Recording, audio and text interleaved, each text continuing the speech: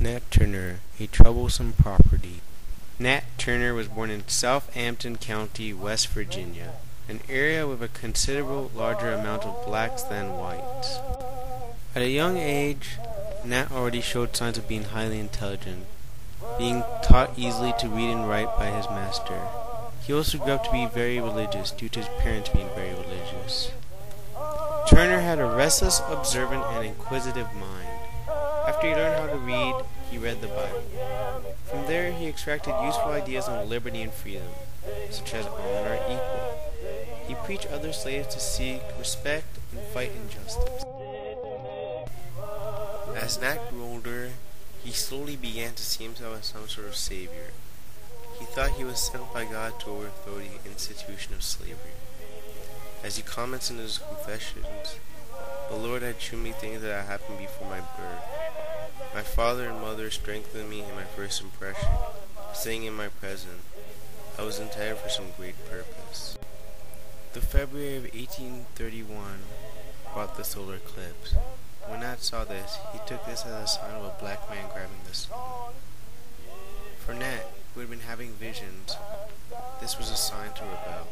However, it wasn't until August 21st that he and 7 other trusted slaves killed their master and family.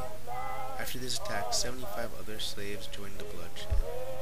After 5 weeks of intense battle, Nat was finally found and captured. Nat was tried, convicted, and sentenced to death in Cortland, Virginia. He was hanged on November 11th. His body was inflated, beheaded, and quartered. In total, the state executed 55 people and banished many more. The state reimbursed the slaveholders for their slaves, but in the hysterical climate that followed the rebellion, close to 200 slaves, many of whom had nothing to do with the rebellion, were murdered by angry white mobs. In addition, slaves as far away as North Carolina were accused of having part in the rebellion. During the aftermath of Nat Turner's rebellion, the Virginia Assembly passed new legislation making it unlawful to teach slaves and free blacks how to read and write. The General Assembly also passed a law restricting all blacks from holding religious meetings without the presence of their owner. Reactions to Nat Turner's slave rebellion might be one that you would come to expect from an angry white slaveholder. They both hated it and feared it. As one comments, this is one of the most vile and disgusting acts committed by a Negro. In our modern day and age, Nat Turner can be compared to Malcolm X. They are both very radical thinkers and very controversial. They also fought and died for what they believed in. People's opinion of Nat Turner vary. Some consider him a religious fanatic, whereas others an abolitionist leader. Whatever your opinion, Nat Turner should be remembered as a man who fought for his freedom and what he believed in.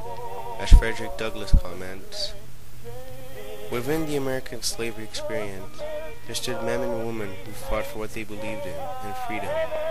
Those who oppose the tyranny of slavery are deserving of a hero status. To me, Nat Turner is one of such.